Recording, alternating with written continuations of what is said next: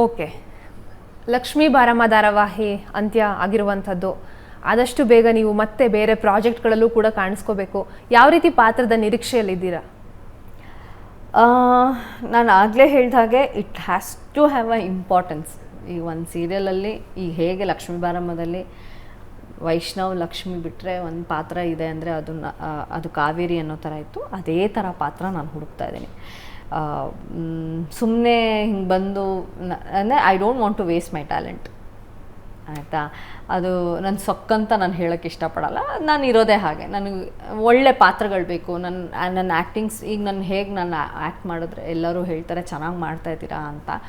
So ಎಲ್ಲೋ ಬಂದು ಹೋಗೋ ಥರ ಪಾತ್ರಗಳನ್ನು ನಾನು ಒಪ್ಕೊಳ್ಳೋಕೆ ನಂಗೆ ಇಷ್ಟ ಇಲ್ಲ. ನಾನು ಮಾಡಿದರೆ ನಾನು ಕಾಣಿಸ್ಕೋಬೇಕು, ನಾನು ಇರಬೇಕು ಇದರಲ್ಲಿ ಸೀರಿಯಲಲ್ಲಿ ಮೇಜರ್ ಒಂದು ರೋಲ್ ಮಾಡ್ತಾಯಿದ್ದೀನಿ ಅನ್ನೋ ಥರ ಇರಬೇಕು.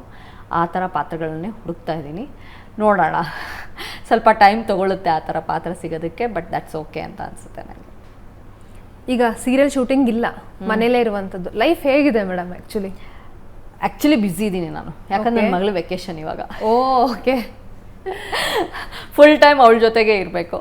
ಜೊತೆಗೆ ನಾನು ಮೇಕಪ್ ಕ್ಲಾಸಸ್ ಸ್ಟಾರ್ಟ್ ಮಾಡಬೇಕಂತ ಇದ್ದೀನಿ, ಪರ್ಸ್ನಲ್ ಗ್ರೂಮಿಂಗ್ ಕ್ಲಾಸಸ್ ಅಂತ. ಅದ್ರ ಬಗ್ಗೆ ಒಂದು ಸ್ವಲ್ಪ ಕೆಲಸ ಮಾಡ್ತಾಯಿದ್ದೀನಿ.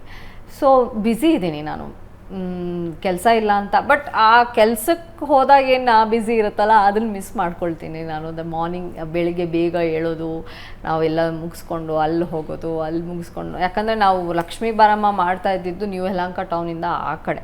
It's two for. ಈಗ ನನ್ನ ಮನೆಯಿಂದ ಅಲ್ಲಿ ಆಲ್ಮೋಸ್ಟ್ 41 ಕಿಲೋಮೀಟ್ರ್ ಆಗ್ತಾಯಿತ್ತು. ನಾನೇ ಡ್ರೈವ್ ಮಾಡ್ಕೊಂಡು ಹೋಗ್ತಾಯಿದ್ದೆ. ಅದೊಂದು ಯಾವಾಗಲೂ ಬೇಜಾರಿತ್ತು ನಮಗೆ. ಆ್ಯಕ್ಚುಲಿ ನಾವೆಲ್ಲರೂ ಅದಕ್ಕೋಸ್ಕರ ಗಲಾಟೆ ಮಾಡಿದ್ದೀವಿ. ತುಂಬ ದೂರ ಇದೆ ಲೊಕೇಶನ್ನು, ಪ್ರತಿಯೊಂದು ಅಲ್ಲೇ ಇರುತ್ತೆ ಆ ಮನೇಲಿ. ದಯವಿಟ್ಟು ಮನೆ ಚೇಂಜ್ ಮಾಡಿ ಅಂತ ಯಾವಾಗಲೂ ಬಟ್ ಯಾರೂ ನಮ್ಮ ಮಾತು ಕೇಳಲೇ ಇಲ್ಲ. ಅದೇ ಲೊಕೇಶನ್ ಬೇಕು, ಅದೇ ಚೆನ್ನಾಗಿರೋದು. ತುಂಬ ಚೆನ್ನಾಗಿದೆ. ಬಟ್ ನಾ ಹೇಳ್ತಾ ಇದ್ದೀನಲ್ಲ, ಒಂದೇ ಒಂದು ಡಿಸ್ಅಡ್ವಾಂಟೇಜ್ ಅಂದರೆ ಟ್ರಾವ್ಲಿಂಗ್. ಅದು ಬಿಟ್ಟರೆ beautiful house, Kavitha Reddy house ತುಂಬ ಬ್ಯೂಟಿಫುಲ್ ಆಗಿದೆ. ಎಲ್ಲ ಅಚ್ಚುಕಟ್ಟಾಗಿದೆ.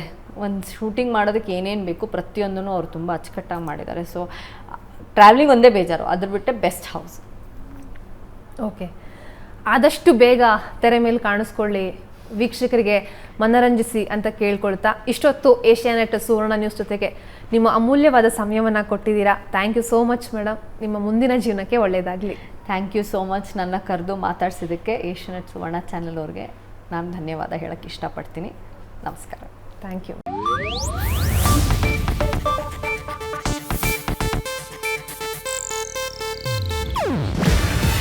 ಇದು ಏಷ್ಯಾನೆಟ್ ನ್ಯೂಸ್ ನೆಟ್ವರ್ಕ್ ಪ್ರಸ್ತುತಿ. ನೀವು ನೋಡ್ತಿದ್ದೀರಾ ಏಷ್ಯಾನೆಟ್ ಸುವರ್ಣ ನ್ಯೂಸ್.